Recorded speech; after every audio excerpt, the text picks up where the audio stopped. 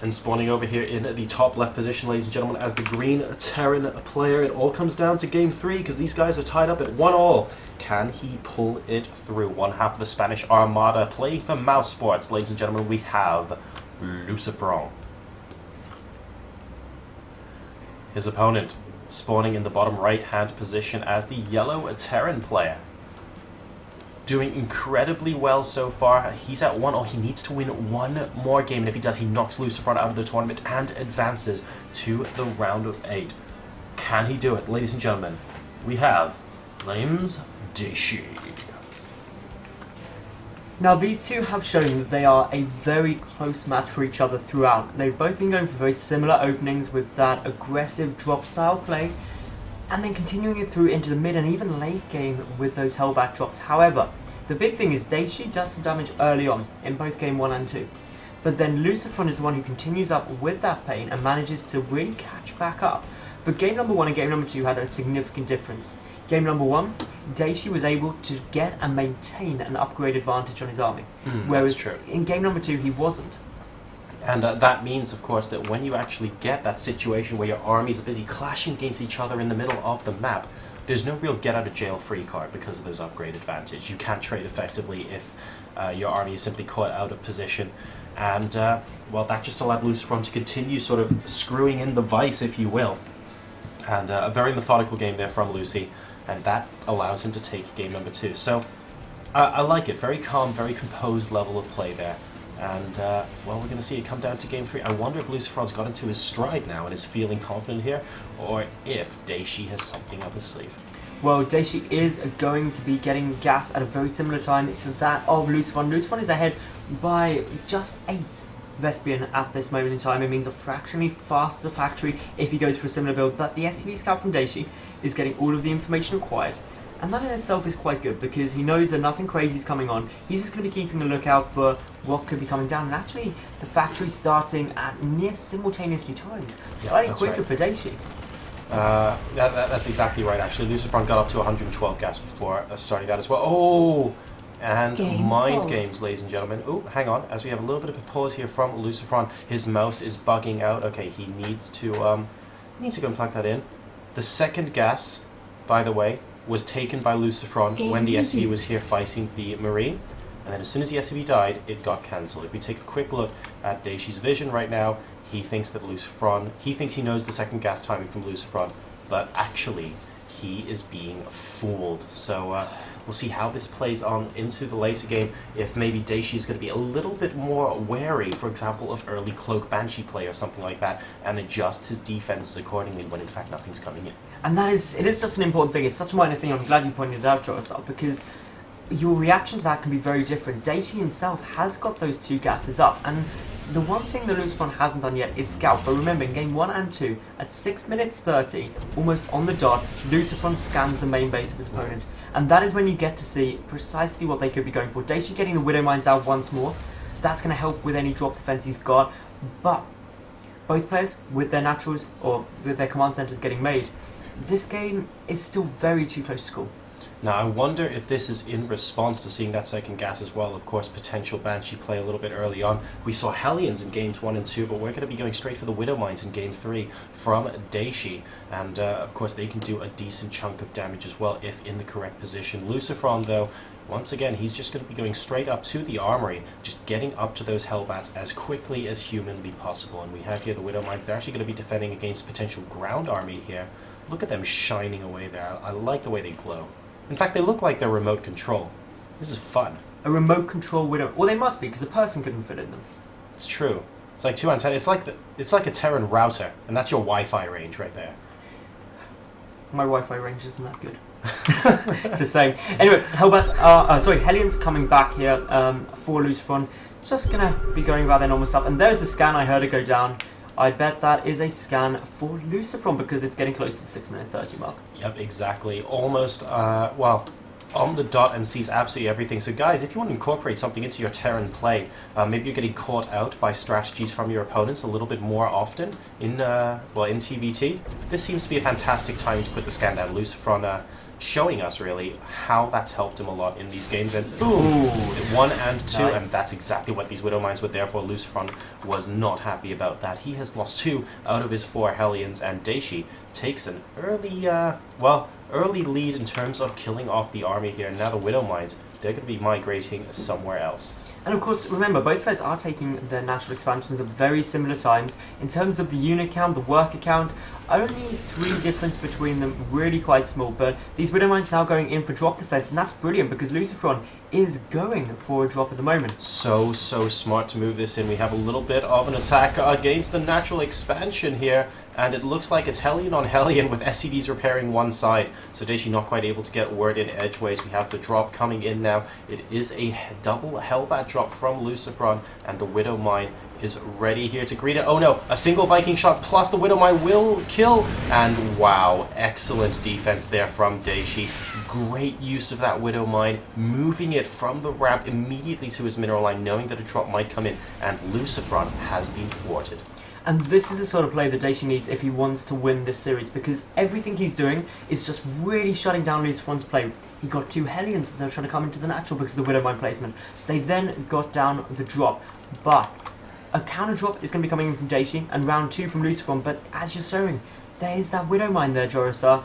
Such vigilance against this drop play. Where is the Viking? The Viking's going across the map. So the Widow Mine, by the way, won't one-shot it. Yeah, it won't one-shot this medevac. You need a shot from the Viking plus the Widow Mine to actually kill it off. So that could be quite important here. Oh, and I love this scouting Hellion. Spots the location of that missile turret as well. So, so the Viking's going to fly into it anyway. dayshi, you need to not do that. And here comes a drop in the natural expansion. 4 Hellbats coming down, immediately picking off the missile turret. Not too many workers there just yet, though. So he's just going to be poking and prodding away. And we have another drop going down here. It looks like the Widow Mine actually didn't go off, so he managed to go around it and go right at the back. Both players at the moment just dropping each other like mad right now. The supplies are 60 to 64 in Lucifron's favor. So much is going on, and dayshi still isn't dealing with this at the natural. Number of workers killed 6 to 7. It is very neck and neck. It is, but dayshi's drop has now been pushed out. However, Lucifron was able to keep it going a little bit longer, slightly more mining time missed. Lucifron actually taking a nice little supply advantage, and that's all in army supply. Work supply is very, very similar. 4 difference between them. Nothing that's going to be absolutely game breaking, but the additional army down for the mouse sports player is going to allow him to be a bit more aggressive. Well, the difference in supply really at the moment seems to largely be down to the fact that dayshi's not killing that, but also that those 2 Hellbats and the medevac initially managed to get away, and it's about keeping the units in your drops alive as well, because look at this, Lucifron now able to use this medevac to heal up even though it's on low health, rather. I was going to say low energy, but it's actually on quite high energy.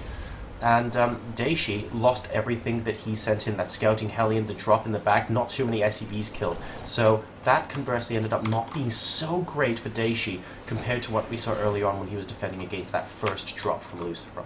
Now both players do have equal upgrades for the time being, plus 1 vehicle weapons done on both sides. So no clear lead there. Lucifron though, he's got 4 factories in production. He's really ramping it up now, and this is the sort of thing that he's going to need to do if he wants to get a sizable lead, because actually dayshi only 13 supply behind currently. But look at this, double drop getting ready. Viking placement though, fantastic at the main, and a missile turret. At the natural, not so much. Oh, not so much. There's the Viking. Oh, and there's the missile turret. The medevac will definitely go down, but the Hellbats are in the mineral line. And, Lucifron is killing more, up to 15 workers killed now, and into the main. The Vikings actually get pulled out of position, and the medevac doesn't even go down here. Disastrous here for dayshi. Lucifron taking now a sizable economic lead in this game. And take a look at the worker supply, guys. It's 53 to 34 in favor of our mouse sports player, Lucifron, getting ahead via these mid-game drops. And this is really the story of the series, that actually dayshi starts off dealing some really nice damage, and then kind of cuts it off. And all the while, Lucifron continues with the pressure. That scan needs to move up. Great scans. So now he knows he has to defend as well. I love that Lucifron's repairing his Vikings, by the way. I think that's great. He's seen that dayshi has Vikings, and he needs to make sure he has absolute maximum 8 hit points on these so that he can try and get that air superiority. But since one of them dies, 2 of them die almost instantaneously, that's going to be very, very difficult for him to pull off there. Down to 2 Vikings now, and dayshi is pushing forward with his own. Can he do this with the siege tanks as well? They're going to be sieging up on the bottom of the ramp. At least one of them, he's now inching them forward, and Lucifron needs to pull off a very, very tough hold here. Yeah, Lucifron, he's only getting his first 2 tanks down now, so this means the tank advantage clearly there for the Millennium player. The Hellbats running forward, they're going to try and take out the tanks of the mouz Sports player. The Hellbats being forced to retreat for the Green Terran, but now 1 tank up against 4. That is... I love these Widow Mines as well. They're so, so good. Trying to prevent any units from getting close to the tanks in melee range. And here comes Lucifron. He's coming at it with Hellbats. He's coming at it with SCVs. Here are the Widow Mines. They're going to be activated. A lot of SCVs going down, but the splash damage actually attacking his own tanks for a little bit there. And dayshi's attack is going to get thwarted by Lucifron here. It will just about be enough. And Lucifron maintains his supply lead. He's currently at 87 to 72. Now, while both players took really quite significant losses in terms of their army, luckily for Lucifron, he didn't lose any economical lead. That is what is allowing him to really start pulling ahead. He's going to be able to resupply incredibly quickly. He's got a lot of production. All the while, dayshi kind of got to play catch-up still. Oh, and a couple of extra units actually getting roasted by those Widow Mines before they take their leave from this mortal realm, ladies and gentlemen. And, well, Lucifron going to be the first to hit past the 100 supply mark by the looks of things at 15:30. This game so far has been an absolute boxing match between these two. Note though, they're both busy attacking and defending at the moment. They need as many resources as they can get in terms of their army to execute these things. So we actually see a temporary lull in drops at the moment. I wouldn't mind seeing a couple more, and as soon as I say that, Lucifron immediately loading another one up. Worker supply, by the way, is somewhat more even now, but dayshi a little bit behind with that army supply. Well, great minds think alike and all JoRoSaR, and now Lucifron is going to be trying to continue on that pressure. And I think with the double drop coming down, the one to heading towards the main base as well, this is how Lucifron has been really taxing dayshi's multitasking in all of the games this series. As long as he keeps this up and keeps knocking out workers throughout the game, he's just not giving his opponent that opportunity to claw his way back in. Paused. Oh, and it looks like we have a little bit of a problem here. I wonder if Lucifron's mouse is okay. So his mouse seems to be periodically bugging out. Game resumed. Luckily dayshi doesn't mind and things seem to be okay as we get back into the game. Very, very tense here. And oh, this drop could use an extra waypoint, buddy. So that one's going to be chilling out there for a little bit. The one up top, though, is coming in right now. And we have a couple of... Oh, just Lucifron's Vikings heading back home over there. And here we go. First Hellbat drop into the natural, picking off an SCV or 2.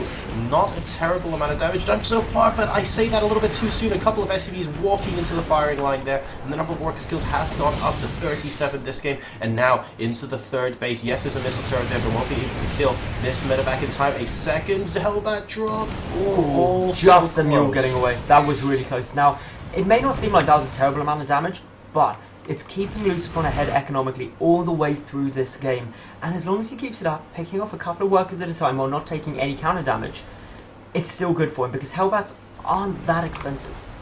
This is Lucifron demonstrating that he needs to continuously do a little bit of damage to his opponent to make sure he doesn't get comfortable, because Lucifron knows he had a bit of a lead, and using that lead, as long as he can keep forcing his opponent to focus on SCVs, he can get himself into a good position going into the late game. If we just take a look at what each player has right now, the tank count is higher for dayshi still, but Lucifron has more Hellbats, he has more SCVs crucially, and he's got air superiority as it currently stands. So that's a lot of pluses in Lucifron's favor.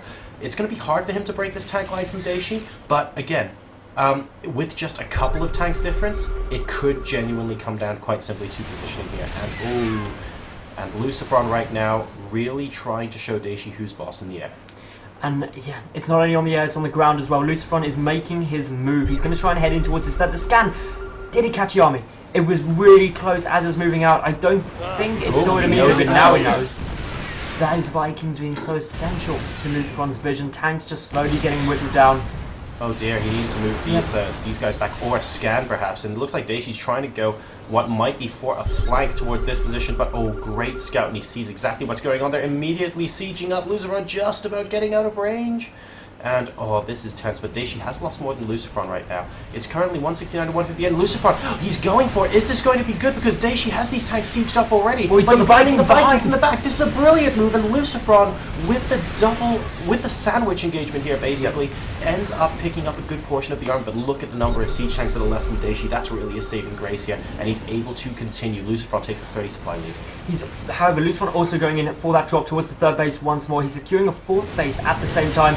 A couple more SCVs getting killed, and what he's aiming to achieve, and actually doing an incredible job of, is making sure that dayshi is never comfortable. Oh dear, tanks. This might be it. This could be it. So many tanks here going down for dayshi. The tank count is really starting to dwindle for him, and it's 3 tanks to 9. Lucifron now with a sizable tank lead, and he might even consider, I'm not sure he wants to push in there on its own with the tanks without support. No, he's not going to do that. 140 to 115 supply. Having the tank lead is so vital here. One important thing to note though, he did land all of those Vikings to get that victory in that battle, and as a result, dayshi has resumed basically 4 Vikings to 4, so Lucifron no longer having that air superiority. But Lucifron, Until now, losing that single Viking will cost him this fight, and that's really frustrating for him. However, the big thing, and really is the deciding thing about the game, is just the additional base that Lucifron now has down, and the additional income that gives. And scans going down everywhere for both players, almost non-stop at the moment. It's like a bit of a competition just to see exactly where your army is, and that's because positioning really is that important in this matchup, ladies and gentlemen. Lucifron up to 162 supply versus 132, but in the long run, it's actually up to dayshi to do something now, because he's stuck on 3 base, and Lucifron is getting his 4th. So we can see Lucifron at the moment, actually dayshi's supply slightly higher with those mules there, thanks to that income, but eventually Lucifron's 4th is just going to help him get more minerals. So dayshi has to do something drastic, and this double drop might help him do just that. He has got to do a lot of damage here though. That additional base for Lucifron, essential to keeping him in this. Lucifron also getting down +1 vehicle plating. That means that he will finally take a small upgrade advantage once that completes, but this double hellbat drop moving in, but look at the wall of missile turrets.